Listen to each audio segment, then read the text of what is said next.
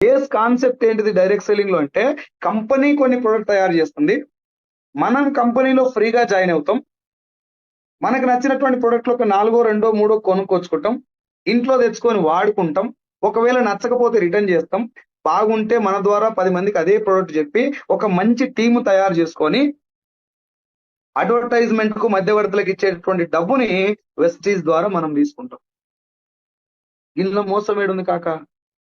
నువ్వు మోసపోయే ఛాన్స్ ఏముంది చెప్పిడా? ఫేక్ ఎట్లయితే చెప్పు ఒకసారి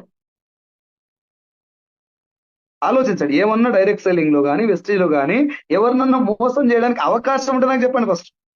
నువ్వు నేను జాయిన్ అయిపోయి నీ సబ్బు నువ్వు నా సబ్బు నేను రుద్దుకోవడమే వెస్టేజ్.